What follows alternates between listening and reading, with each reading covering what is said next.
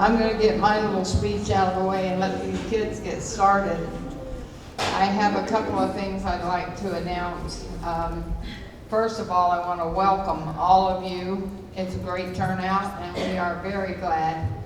Back in the back, the 5 rows in the back are for the chorus to sit down in, so if you're in one of those rows, would you please move forward? There's plenty of room up front. Okay.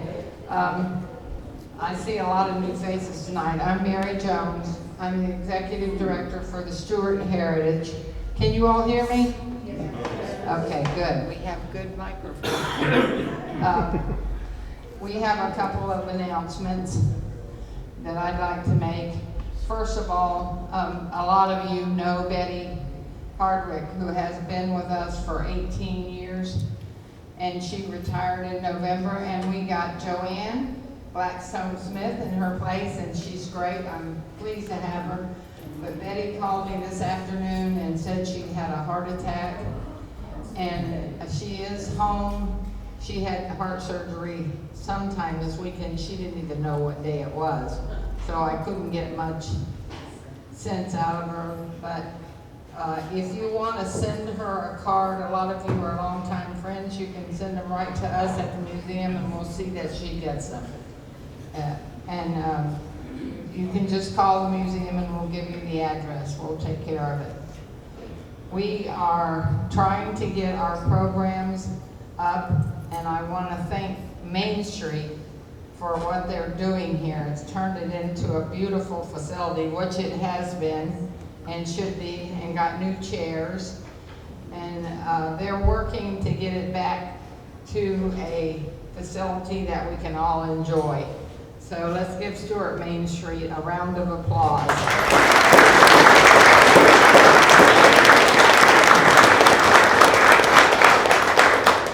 All right, I'm going to get out of the way. This program, it's wonderful. I have had planned for a long time with Faye James, and I'm sure a lot of you know who Faye is. And they were doing a program with her sons.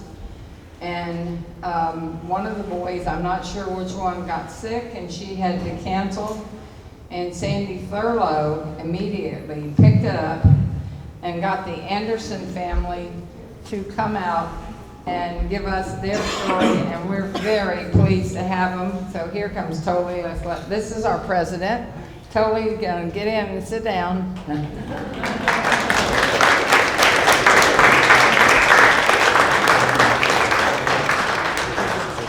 Yeah, it's good. Yeah. So, in gratitude, I'm going to turn this program over to Sandy and let her handle it from here on out. So thank all of you for coming, and this is Sandy Thurlow.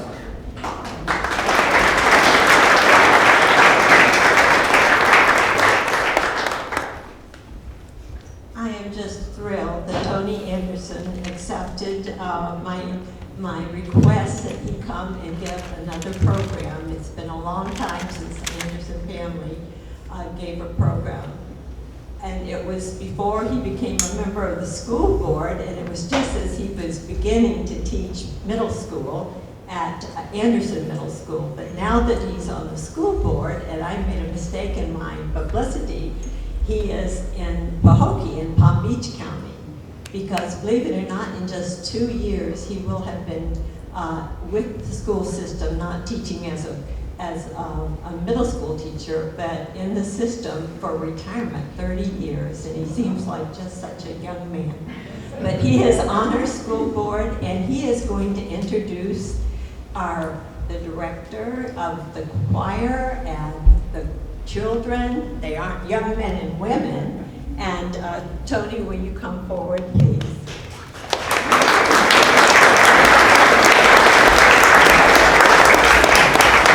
Thank you so much, Mrs. Thurlow, and what a delight it is to see all of you here tonight for this program.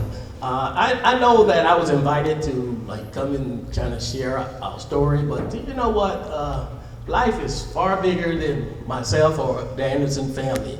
And being on the school board, I knew that I had access to some wonderful young, they're our future. And I'll never want to ever turn out an opportunity to get them involved in something good. Because as I look back over my life, a lot of things started when I was very small, being involved, and it made a tremendous impact, positive impact on my life. So I am just so thrilled tonight. I went down to Murray Middle, and I met this this young lady, Dr. Anita Caswell. Would you raise your hand, please? Caswell.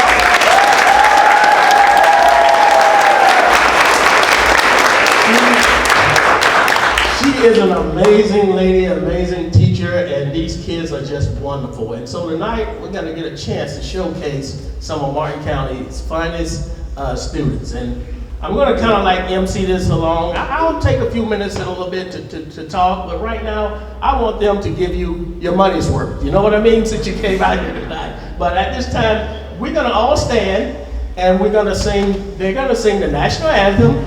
After that, during the day, we also had what was called the Black National Anthem. So if you would remain standing, and you can hear them sing, okay? All right.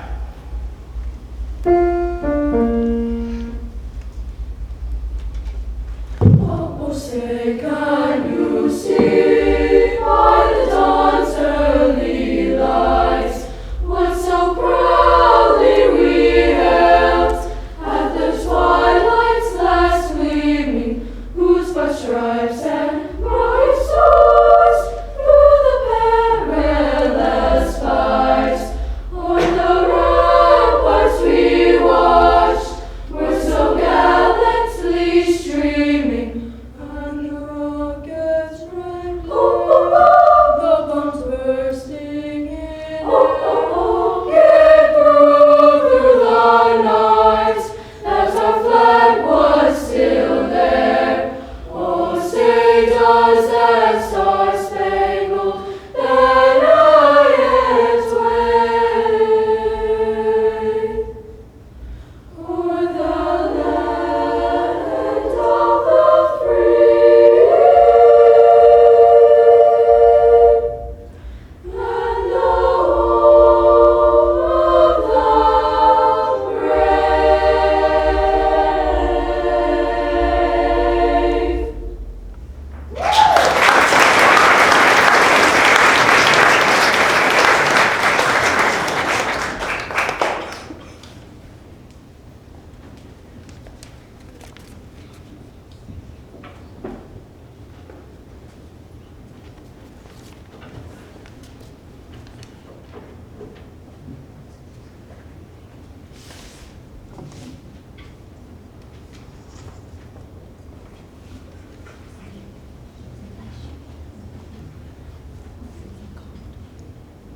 I'm asking to say something.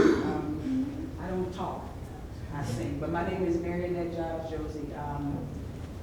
I've known Dr. Caswell a few years now, and my daughter Christina is a member of the choir. She asked me to sing, and I said I'd do my best.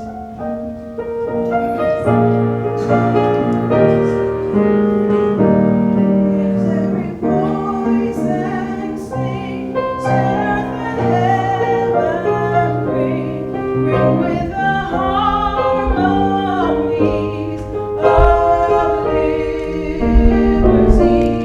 Let our rejoicing rise high as the listening skies.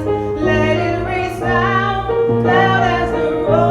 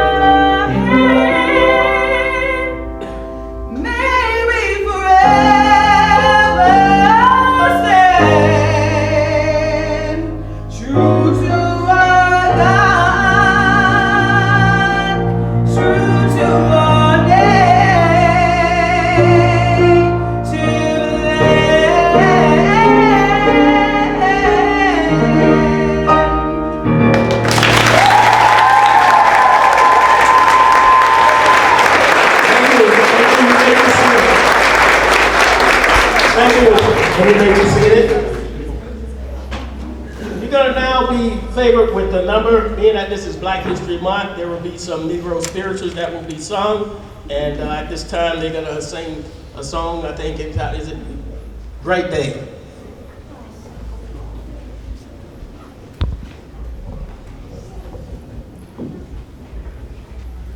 This is the Murray Middle School Cantabile Spirito. These are 7th and 8th graders. These are 12, 13. I don't think I have a 14-year-old, I may.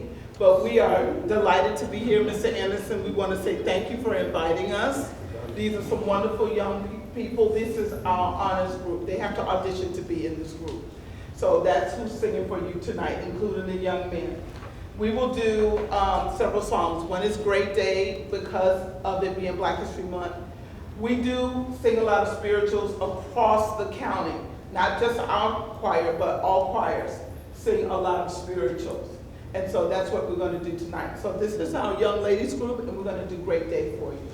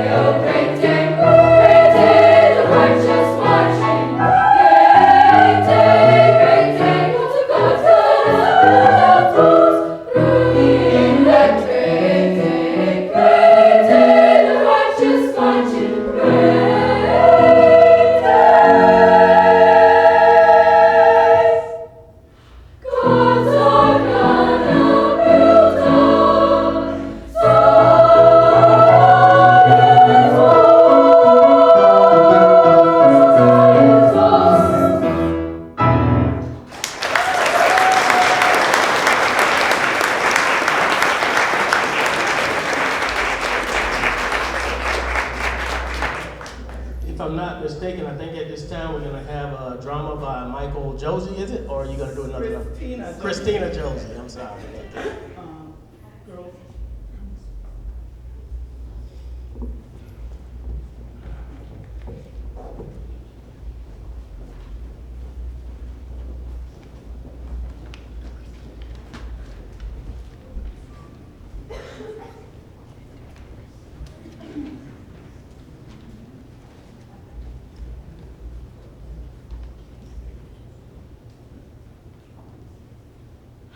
My name is Christina Josie, and I represent Troop 88163. Since 1976, the month of February has been designated as the celebration of Black history in America. Scholars, politicians, educators, and all citizens all around our great county focus on the achievements and successes of Black men and women throughout history. Let's pause for a moment to reflect on some of these pivotal individuals. Frederick Douglass, Sojourner Truth, Harriet Tubman, Dr. Martin Luther King Jr., Malcolm X, Nikki Giovanni, W.E.B. Du Bois, and Rosa Parks. How different would our country be without these leaders who fought for civil rights? These people have helped us learn what strength is, what perseverance is. They broke down barriers, they stood against injustice, they helped us pull together as a nation, and we have established a rich and layered legacy for future generations. Together, today, we are gathered here in Stuart, Florida, to not only reflect on the importance of honoring Black history in America, but to shine a light on three important and essential figures that deserve significant attention. All three men that I will be speaking about tonight held education to the pillar and bedrock of a civilized society.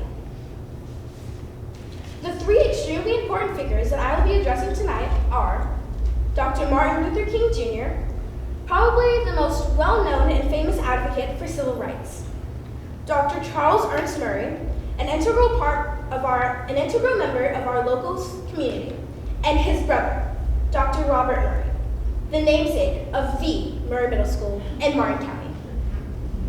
Tonight, I will be reciting excerpts of Dr. Martin Luther King Jr.'s I Have a Dream speech, interspersed with information and facts about who Charles Ernst Murray was and his brother, Dr. Robert Murray was, and the legacy that continues today.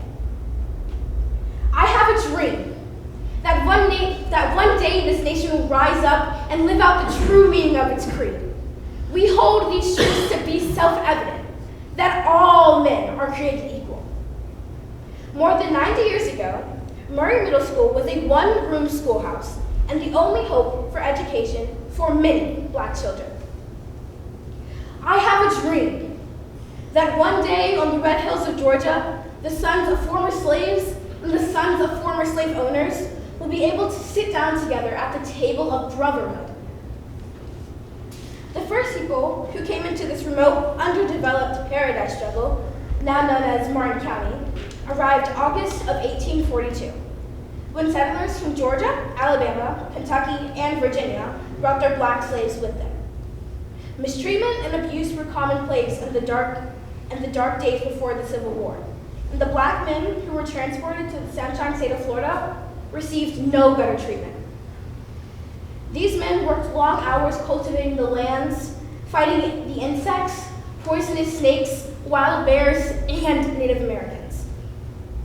Dr. Charles Ernst Murray and Dr. Robert Murray, along with Dr. Martin Luther King Jr., made momentous contributions to not only education for all, but equality and justice for all. These men are true models to every citizen in America today. It has been my honor to speak about these great men and share a brief glimpse of the monumental contributions they have made to today's culture and society. Thank you for your time and attention to three truly inspiring leaders. Please come out to our Long Walk to Freedom program on Friday, February 28th at 6 p.m. at the Murray Middle School to hear more about Dr. Martin Luther King Jr., Dr. Charles Ernst Murray, and Dr. Robert Murray. Once again, it has been my honor. Thank you.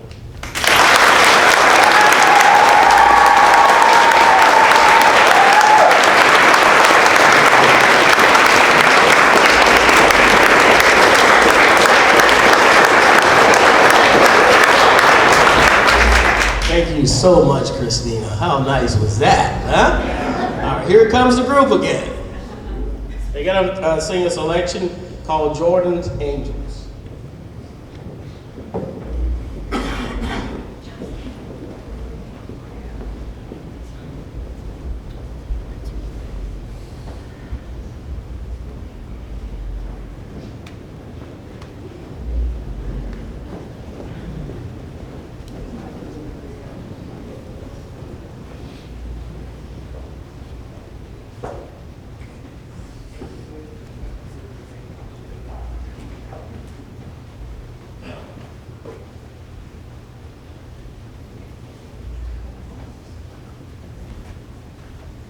Actually, we're going to sing My Good Lord's Done Been Here.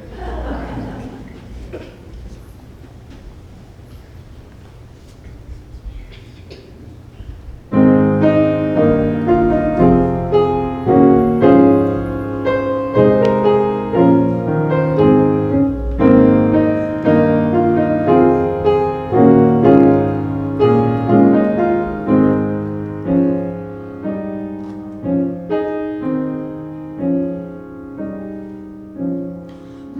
good Lord's done been here, bless my soul and gone away. My good Lord's done been here, bless my soul and gone.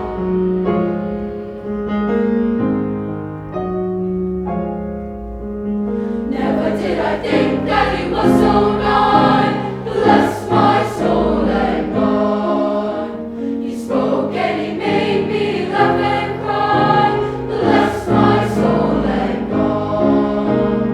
My good Lord's done been here, bless my soul and gone. My good Lord's done been here, bless my soul and gone.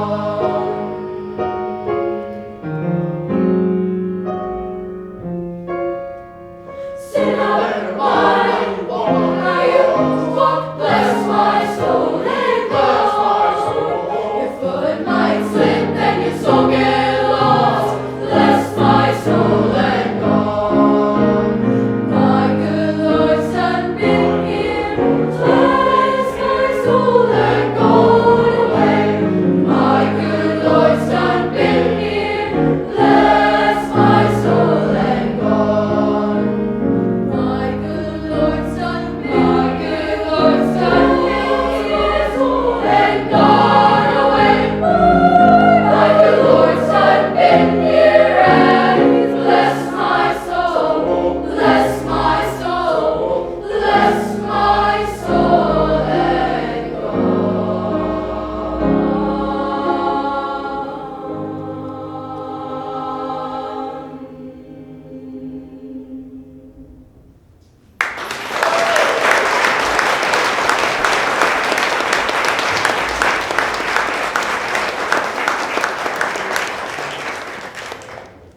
Now we're going to have a group of students come forward with what we call Black History Facts, the drama club.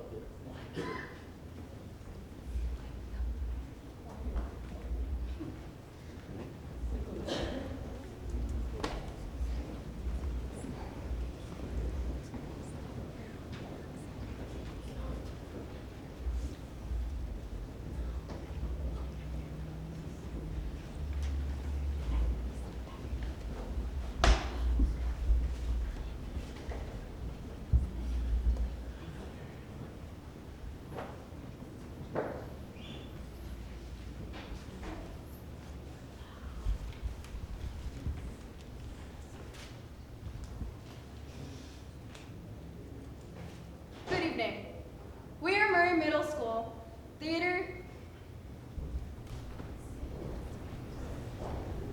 Good evening. We're the Drama 2 class of Murray Middle School. Today we are proud to be celebrating Black History Month. Tom Joyner, who was a well-known black disc jockey, had a radio program for over 25 years and retired last year. Mr. Joyner had a little-known Black History Facts moment every day on his radio show. Today, we will be taking a page from his radio show and sharing with you this evening his little-known Black History Facts for Black History Month. Education is important for all. An examination of history lets us view the colleges and universities that were developed in order to help African Americans strive for excellence. Education is the door to freedom. Once we have it, no one can take it away. Because African American ancestors knew this, they opened many colleges and universities. The oldest black college is Cheney University in Cheney, Pennsylvania. It opened in 1837. Many others have stood the test of time. To name a few of the historically black colleges and universities we have: Lincoln University in Lincoln, Pennsylvania. Lincoln had among its alumni Thurgood Marshall, the first African-American Supreme Court Justice. Shaw University in Rowling, North Carolina, the oldest historically black college in the South. Fisk University in Nashville, Tennessee, which has the distinction of producing more African American physicists than any other university in the nation. Howard University in Washington, D.C., which was founded to train African American teachers and ministers.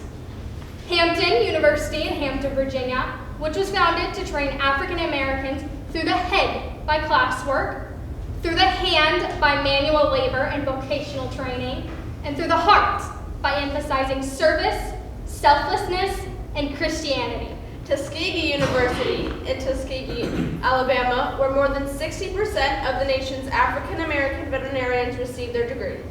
Central State University in Wilberforce, Ohio, where they are celebrating their 123rd year of academic excellence, leadership, and progress.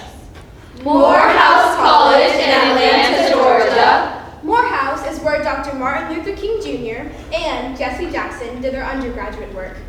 Morehouse also has the distinction of producing one of our great teachers, Dr. Benjamin Mays. He composed a little poem that is our guide. I have only just a minute, only 60 seconds in it. Forced upon me, can't refuse it. Didn't seek it, didn't choose it. But it is up to me to use it. I must suffer if I lose it. Give account if I abuse it. Just a tiny little minute, but eternity is in it. We would be remiss if we did not acknowledge the top historically black colleges and university here in our great state of Florida. Bethune-Cookman University, who is named after Dr. Mary McLeod Bethune, who is a strong leader in education. Edward Waters College in Jacksonville, Florida. Florida Agricultural or Mechanical University, or FAMU, as it is known for in Tallahassee, Florida. Althea Gibson, who is known for the first black female tennis player to win a Grand Slam, went to FAMU. Education is important for all. Dr. Martin Luther King says, and we quote, "The function of education is to teach one to think intensively And to think critically. Intelligence plus character. That is the goal of true education." Thank you.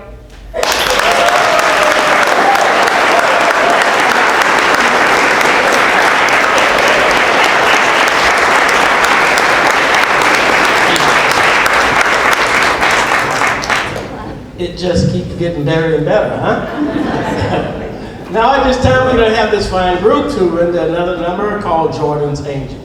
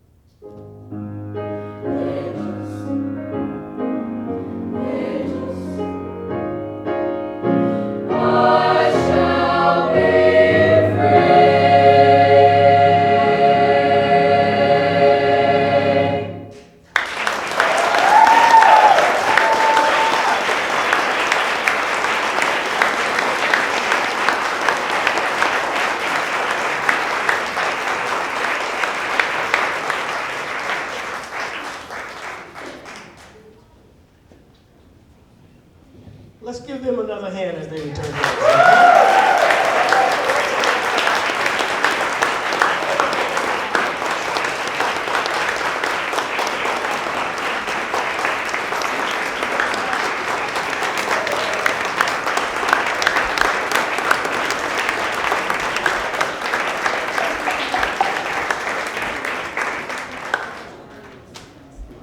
My goodness, that's a really tough act to follow. But I was asked to come here tonight and to share some remarks about my growing up here in Martin County. And I want to just take a few minutes to do that. I don't want to take up much time because that was great. And we want to, of course, see the short video of Costello Williams, the beloved first African-American teacher here in Martin County. Let me just say, my story actually started here in 1924. My dad migrated here from the Bahamas. He was 14 years old. He came to Martin County in 1924. And my mom was from Tallahassee, and they settled there in Port Salerno just off of Cove Road. And believe it or not, they raised 12 kids there off of Cove Road. We all grew up here in Martin County. There were 7 girls and 5 boys, and I just happened to be the last. I'd say that I fell in love with Martin County during the late 60s when I was like 12, 13 years old. I used to deliver the Stuart News. And during that time, things were so slow. The paper was only delivered twice a week, believe it or not. Wednesday and on Saturday. And actually, Wednesday edition was dated for Thursday, and Saturday's edition was dated for Sunday. The old joke was they just went on and published it because things were so slow, they knew that nothing else was going to happen. So they gave them Sunday's edition on Saturday. But I will say that during my time going from door to door, I met so many wonderful people of all backgrounds, black, white, Hispanic. People had so many encouraging and motivating words. And that's where I said I fell in love with Martin County, the people and the place. I mean, it's beautiful now, but man, can you imagine back then just how it was? So this has always been where my heart has been, here in Martin County.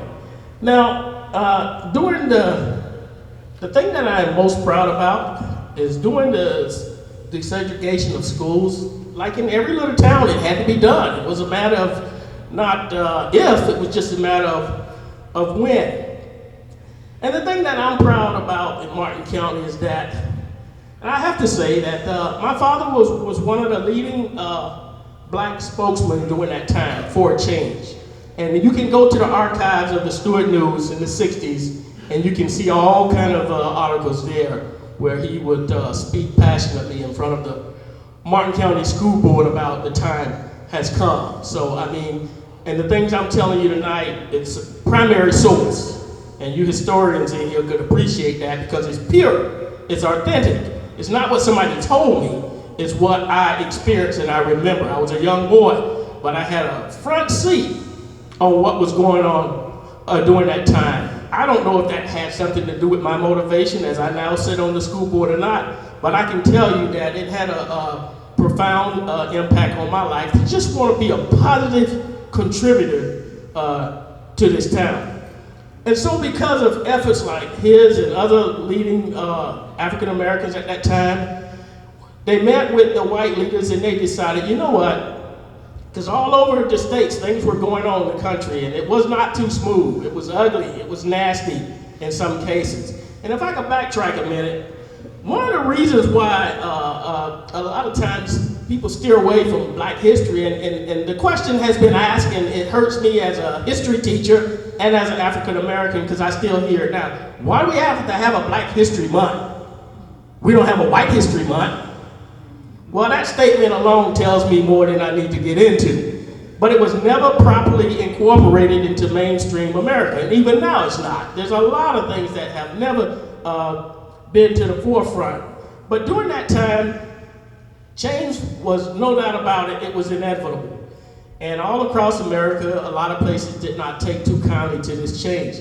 But I am so proud of the leadership here in Martin County because of the efforts of the leaders, we were actually able to integrate the schools a year before the federal mandate. And I think that says a whole lot about the leadership, and it says a lot about Martin County.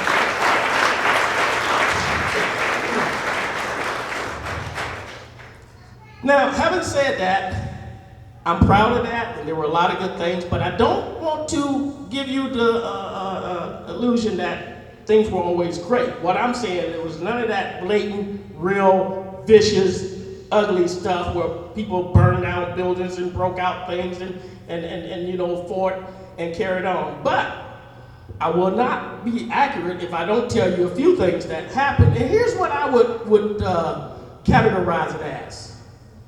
I called it an innocent ignorance. An innocent ignorance. And you know, to be ignorant is just simply to be unaware. Or it is just to be the way people were raised. And so people just don't know any better.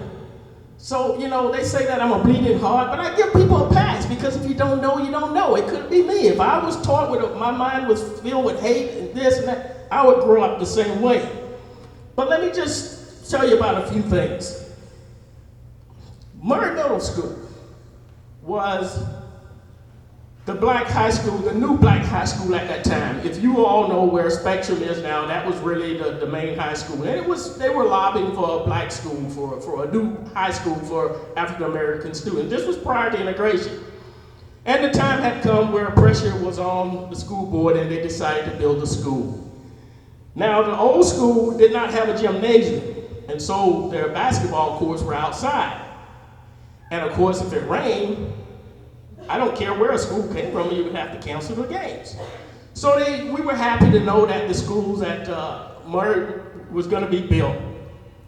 Well, they got 3/4 of the way there, and they were saying that we're not going to have enough money to build this gymnasium, and so we're going to have to cut that out. And my father, being the swift guy that he was, he said, you know, we understand that sometimes money runs short. He says, no problem. But since a change is now coming, here's what we can do. We can schedule our home games, me and the black high school will schedule their home games on the nights when the so-called white Martin County High School will not be playing. And we can play our games in that gym because, you know, we're separate, but we want to be equal. So since you don't have the money to build a gymnasium, that's what we'll do. Well, lo and behold, guess what? They found the money, they built a gym. So that was one of the things that, and I'm just saying persistence and how people have to stand up about things. And you did it in a very nice way. Another incident I remember about Murray, and I really remember this. When the schools were finally integrated, Murray, of course, was going to be turned into, it would still be called Murray, but it was going to not be the high school anymore because all the students would be going to Martin County High. Martin County High, by the way, was the only black school at that time. And Murray would be turned into something else. And again, this is where I call it innocent ignorance. Well, there was a custodian, a little black custodian that worked out there by the name of Anita Johnson. And I remember this just as sure as my name is Tony. I think I might have been, I don't know, 12, 13 years old. Mr. Murray's picture used to hang there. I don't know who did it, but somebody took it and threw it in the trash bin. Because I guess they figured there was a change coming. Out with that, okay? She retrieved that picture, brought it to my dad's house. I could see her coming up the steps that night. Reverend Anderson, look at what has become of Mr. Murray's picture. He said, really? He said, thank you so much. Morning could not come fast enough for him to make it downtown to the superintendent's office to say, look, is this the way we're gonna start doing business? Well, to fast forward, I went to Murray about 2 years ago to meet with another teacher, and I knew that story, and I knew it like the back of my hand, didn't think much of it. But I had not been to Murray in a long time. I was teaching at Anderson at the time. When I walked into the office, the first picture met my eye was Mr. Murray. I actually broke down and started crying. I said nobody would really know the story of how this picture was saved and retrieved. I'm telling you, this is a primary source. These are, and one of the reasons why people shy away from Black history, of course, there were some ugly stories there, but you know what? History is history. And being a history teacher, I take great pride in teaching it. Not to sow the seeds of discord, that's what people are worried about. You tell all these stories, but do you know the wonderful stories that can balance out the bad stories? Do you all know how many whites were killed during the civil rights movement trying to help blacks? If you tell the story, you need to tell the good, the bad, you need to tell the whole story. And if you would tell the whole story, then people would not be so shy about hearing about history. That's just the way it was. But when I think of the whites that went down in the deep South, Alabama, Mississippi, to help register black voters and to see about equality, a lot of college students came down with the Freedom Riders, and people would come down from the north. These people had everything to lose and nothing to gain. And they sacrificed their life for a good cause. So there's no need to be ashamed of talking about Black history. There's enough good there to tell you that for the most part, there's just good and bad in every race. And good people come in all sizes, shapes, and colors. And ugly, mean, low-down people come in all sizes, shapes, and colors. And we need to know that.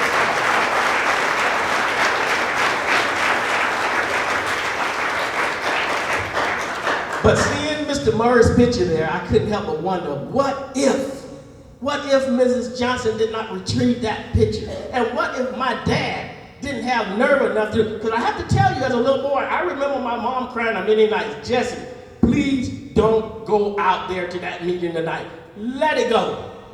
Let it go.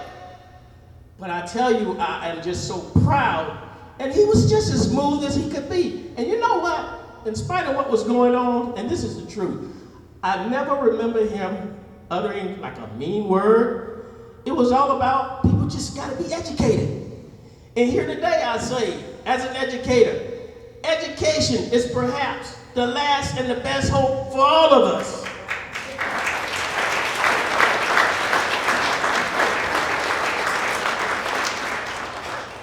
There was another situation. This was an elderly, real prominent white gentleman in the community, and I know he was a great man. He loved my family. He loved me. He wanted the best for me. He helped me through college. But again, we're talking about the times. But for whatever reason, he was dead set telling my daddy, he called him Jesse, Jesse, I just gotta tell you, the kids they should not go to school together. Well, that is what he believed. That's all he knew. And as bad as that might sound, I have to tell you, he was a good man. Again, ignorance. And at some point in time, we all could claim older ignorance, okay? I mean, it happens all the time, all right? But here's the story I want to tell you about that. So this same man who loved everything, he just thought that we should not be together. That was his belief. And I found out other reasons why he didn't want it to happen. But anyway, it had nothing to do with education, but that was his beliefs. But I'll never forget, early one Saturday morning, he showed up to our house. He had on some dark glasses where he had been crying all night. And in talking with my dad, we found out that his daughter, who was a young girl, I think she might have been 8 years old, she came down with a blood disease. It was like a blood disorder. And she needed to have a blood transfusion.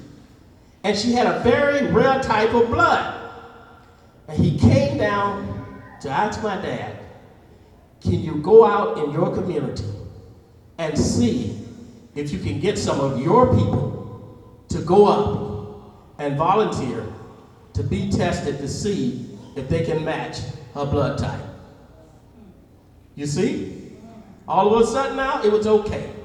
But these are things that but I could not for the life of me be upset with that gentleman. He just didn't know any better. But when it came down to reality, I hope he finally saw that people were just people. Another quick story. One of my sister-in-laws, Diane Anderson, she came down from Hollywood, Florida. She married my brother Jesse Jr. in the 60s.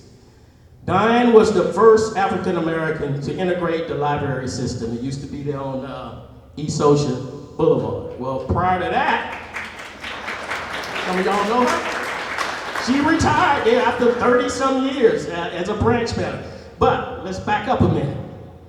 Prior to that, of course, there was no African American working there.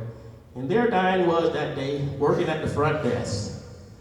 And one of the people in town who was very influential, I don't know if he was left out of the loop and he didn't know, but he did not expect to see somebody like Diane at that front desk. And he made it known that this could not be.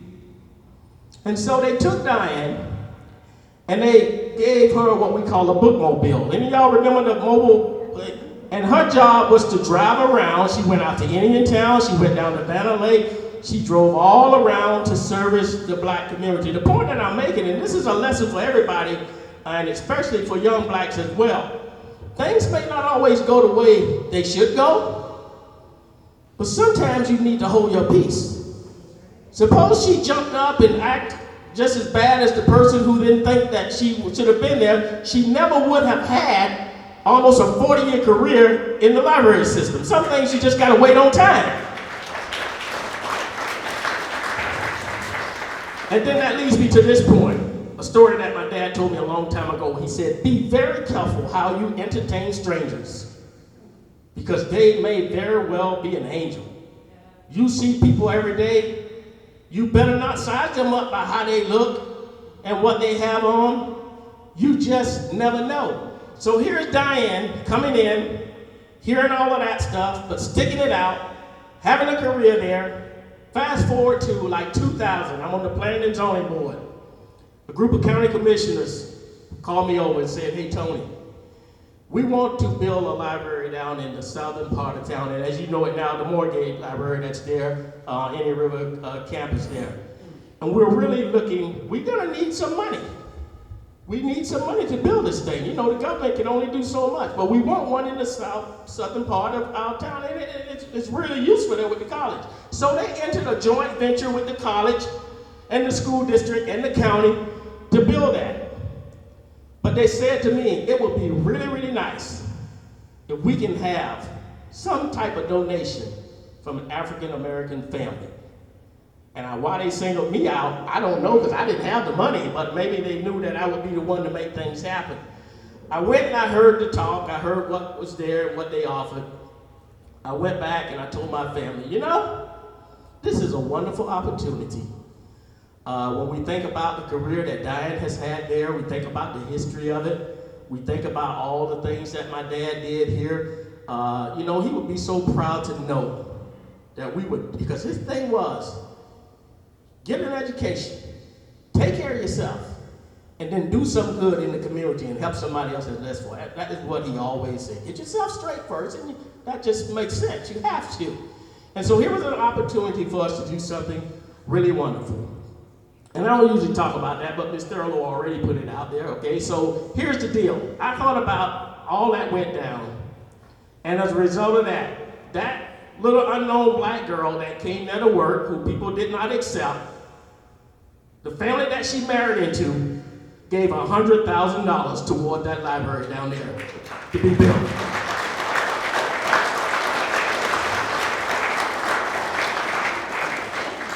Be very careful how you entertain strangers. They may very well be an angel. When the Little League baseball field was finally integrated here, believe it or not, and it's just probably luck, I don't know, I was the first African American to play Little League baseball to integrate the fields. At that year, what happened is that a lot of parents did not feel so comfortable. I lived in Port Salerno, and by right, that's where we should have played. But a lot of the parents still sent their kids to East Stuart because they were afraid. My dad said, nope, you're going to Port Salerno, that's where you're gonna play. I went there, the only African American there that whole year. We won the championship, and I can't tell you of one incident that we had. It was a wonderful experience. I mean, that's just primary sauce. So here, I will end with this. People, here's what I would tell you. Because I don't know what's going on. But don't get caught up into that mean, vicious stuff. I don't care who you are, black, white, Hispanic, Asian, don't get caught up into that. There's good and bad in every race. Here's what people are doing now. The world is evil. So the problem is really not race. They're using race to separate us. But you know what the problem is? It's evil versus good. Evil versus good. Evil people will try to their best to destroy and to do all sorts of damage. Okay? And they don't care what avenue they use. They're using race. But it really amounts to evil people versus good people. Try your best to be a good person, because a good person, I don't have to tell you about the attributes of a good person. You already know. Stop generalizing. One size do not fit all. Stop painting everyone with a broad brush. Give love a chance. Give hope a chance. Give peace a chance. We are a melting pot, okay? That's what we are. We're made up of a diverse group of people, and that's just the way it's gonna be. And again, in that diverse group, there will be good and bad in every race. Let's just find ourselves on the good side of things. And I'll end with this. I am just, again, so happy and humbled that you all thought enough of me to come. Didn't want to bore you with my story. Of course, I could go on and on about a lot of other things, but having this group here tonight, to me, was the highlight. And I got some nerve to try to come behind them and talk, but I'm going to cut it short. But I'll leave you with this. I'm pressing on the upward way. New heights I'm gaining every day. Still praying as I onward bound. Lord, plant my feet on higher ground. I want to scale the utmost heights and catch a glimpse of glories bright. But still I'll pray until heaven I've found. Lord, plant my feet on higher ground. My soul has no desire to stay where fears arise and doubts dismay, though some may dwell where these abound. My aim, my goal is higher ground. God bless you.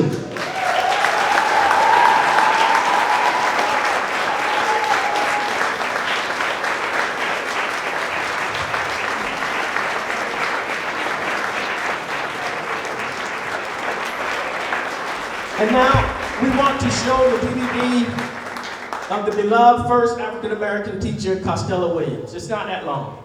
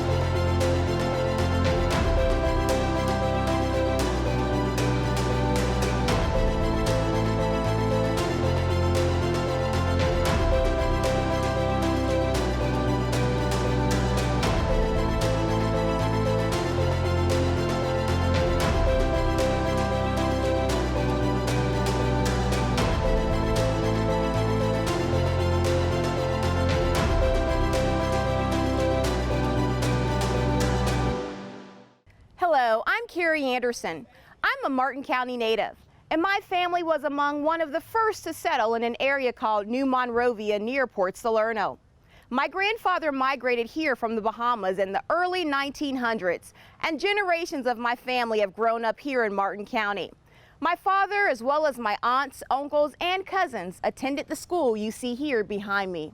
The Salerno Colored School, built in 1930, isn't a remarkable structure. As you can see, it's a basic 25 by 30 foot, one-room wood frame schoolhouse. But what it lacks in structure, it makes up for in its stature in the New Monrovia community.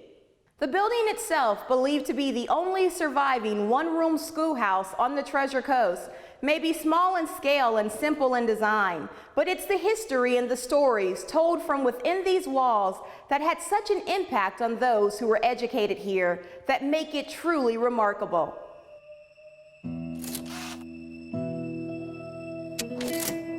The Salerno Colored School was one of the first schools built in Martin County to educate African American children. The school featured a low stage and chalkboard at the front of the room, a potbelly stove in the corner for heat, and a row of desks for each grade level. And although it was officially called the Salerno Colored School, it had a more affectionate name in the community. Costello Williams was a beloved and respected teacher who taught here for many years. To her students, she was their world. The school and Mrs. Williams became the center of the community, and everyone that attended classes identified themselves as students at Mrs. Williams' school.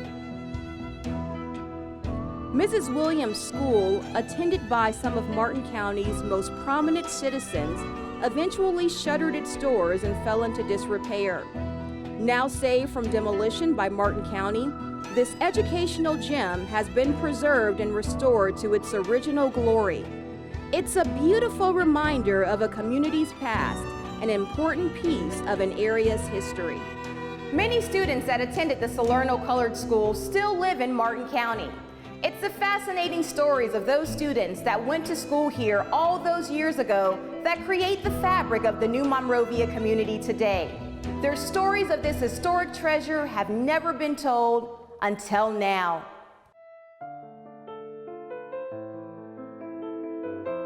Our social life centered around our family life and church. We went to school together, we played together, we went to various churches together, and it was just wonderful. We had a great time. Life in the New Monrovia community centered on the Salerno Colored School and the grounds that surrounded it. Not only was it a place of learning, it was a place for social gatherings, a spot for children to play, and where generations of residents made lasting memories. Helen Quintana was one of those children. We came from every home in the community, and that's where we all gathered together for our formative years. Well, because the school was like the center of the community. Boise Herring is Helen's cousin. They lived down the street from each other while they attended Mrs. Williams' school in the 1950s. You look to that day when you would start school. Starting school was it wasn't much more to do besides go to school and come home and play and shoot marbles. There wasn't any recreation. We didn't go to the movies. Even when the school day was over, we played at the school ground. We played in the swing, and we played in the seesaw, and because that's where the playthings were in the community. My uncle, Dr. David L. Anderson, also known as Doc, attended the Salerno Colored School and went on to become the first African American to serve on the Martin County School Board. Back then, the only activities we had was school and church. That was the central place where we had our activities and little socials that Mrs. Williams saw that we had. As I think about that building, I even visualize girls like me going every day to school with our hair freshly braided and with the bows and our socks on and dresses that our parents made. We had a lot of pride in ourselves. When we would get to school, we had a period of free time before school took in, as we called it, because we all got there a little early, and we played games, we played jump rope, or we did things like that until officially the school day began. And our signal to come in was the ringing of this big handbell. The first ring meant that we needed to get water, use the restroom, wash our hands, or whatever. The second bell, we were to line up. I remember us sang the Pledge of Allegiance to the flag in the schoolyard. The flag was a ceremonial thing for Mrs. Williams. We walked out to the flagpole, said the Pledge of Allegiance, raised the flag, and then we would march back into the schoolhouse and we would have devotion. We would line up in 2 lines, the boys on one side, the girls on one side, because the school had 2 doors in the front, and that's how we would enter. Girls in one door, boys in another door. She always had assignments on the board when we got there. What, first and second graders will be doing and third and fourth graders will be doing. The school only went to 4 grades when I was there. Now, I understand before me and maybe after me, it might have gone as much as 6, depending upon the population. I was the only one in my grade level. Every day, the schoolhouse was filled with children eager to learn. Teaching multiple grades in one room was certainly challenging, but at the end of the day, each student received a well-rounded education. And Mrs. Williams would write the lessons on each blackboard, and then she would go over the lessons. She taught row by row. We sat in rows according to our grade levels. I can remember wanting to rush out to be the one to put up the flag, to help the 2 or 3 guys to put up the flag, because the flag was something that was cherished and respected and revered. It couldn't touch the ground, or it could never get wet. If we were in school and it started raining, we'd dash out quick to get that flag down, get it folded up and get it in. And everybody had to say a Bible verse. And I remember that my favorite Bible verse was, Jesus wept. That's the shortest verse in the Bible. Like, there was a book we read called Mr. Bones. And I was reading and I go, and Mr. Bones walked on, and Mr. Bones stopped by the barn. That's the way I read for a long time. It took him a long time for me to be broken from that, And the kid would start laughing, and Mrs. Williams would say, shut up, at least he knows what he's saying,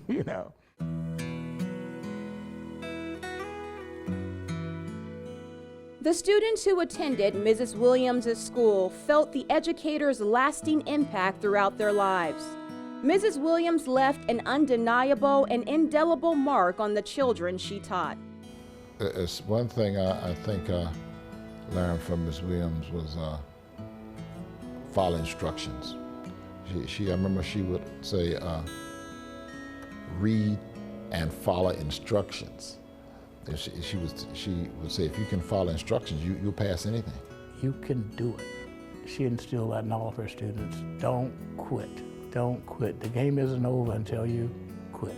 Costello Williams had a strong influence on Marion M. Carpenter as she went to become a local educator and principal. She was a very positive person, and she made us believe that we can do anything, we could accomplish anything if we work hard. Mrs. Williams played multiple roles as a teacher. She was motherly, she was stern, she commanded respect. She was an amazing teacher. Everybody at some point was on that stage. You were either reading something, singing something, reciting a poem, but I think that spoke volumes to us not being bashful, being able to face people, face an audience, because she had you do that. Ms. Williams told us, when you take a bath, always wash between your toes and always dry between your toes. And that was something I thought, wow, I never heard that before, And when I bathe my little grandchildren now, I always make sure that I wash between their toes. Mrs. Williams is loving, caring, and she meant what she said and said what she meant. She wore a lot of hats. She was a teacher, she was a nurse, she was a guidance counselor, she was everything. And Mrs. Williams kept up with us all the way in our accomplishment. And when she found out we'd moved from one step to the other, one level or whatever, she was so proud of us that she would call us and she said, I know you could do it. I knew it. I knew it would happen. She was just a wonderful person. You know, that lady should have written a book before she died. She had such a treasure of things in her heart and soul and body that should have been spread across the nation, across the world.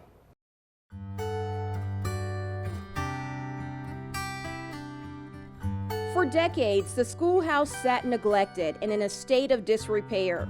Many felt that the building was an eyesore and should be demolished. That's where Martin County stepped in, undertaking an extensive project to rebuild and restore this historic structure. A lot of Martin County's most productive citizens attended that school, so I think we needed to preserve it.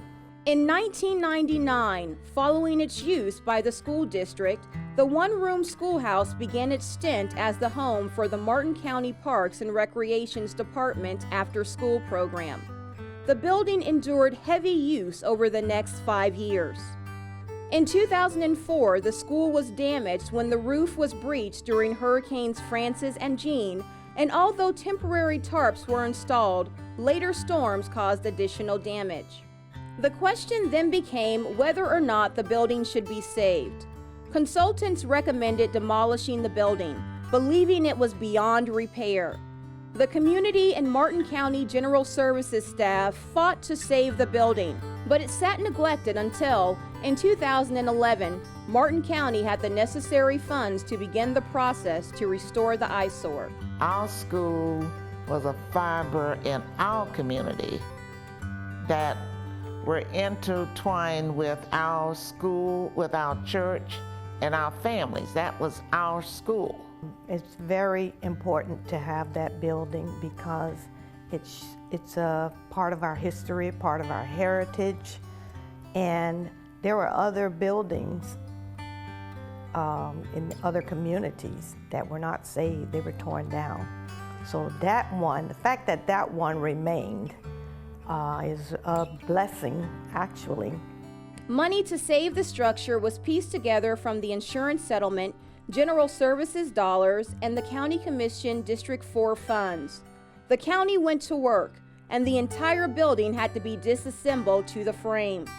2 of the original walls were saved, a new roof, ceilings, and floors were installed. Replica wood panel doors were placed in the original location of the twin entry doors, and the windows were replaced with period single-hung versions. To make the interior of the schoolhouse appear as it did in its heyday, county staff worked with Southfork High School woodshop students to construct 24 student desks similar to those that once filled the classroom. The stage at the front of the room was rebuilt. Replicas of the original kerosene lanterns now hang from the ceiling for light. Green chalkboards were installed in their original locations. The restored one-room schoolhouse was officially rededicated on March 9, 2013. Elected officials, staff, former students, and historians gathered at the site to celebrate the importance of this historic structure.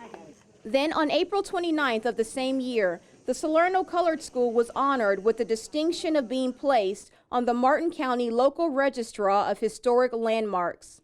A bronze plaque just outside the doors marks the historic significance of this building that was once the center of the new Monrovia community. There are things in life that are worth keeping, and the easiest thing to have done would have been to push that building down, which some people suggested, okay? But thank God someone heard our voice and heard our cries and came to the rescue. And I just want those people that were responsible for restoring that school to know how appreciative our community is to them. Mrs. Williams was all things to many. She may be gone, but her legacy lives on in the hearts and minds of the students who spent much of their childhood learning at her school.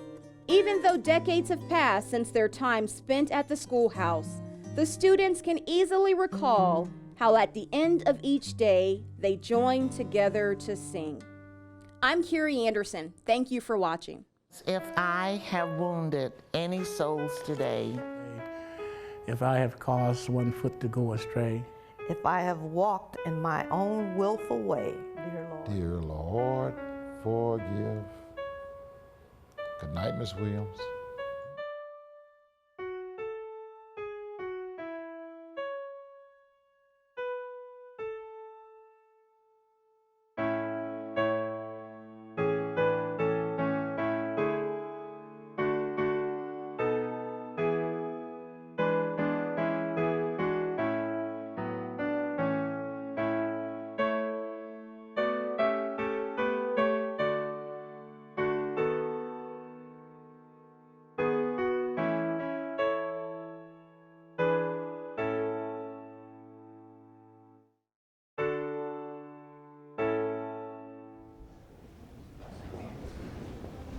It's been our pleasure, and we want to say thank you. It's been a long day for them. They got to school this morning at 9 o'clock, so they worked today. They had a 12-hour day almost, so thank you for inviting us. Thank you. Woo. Thank you, parents.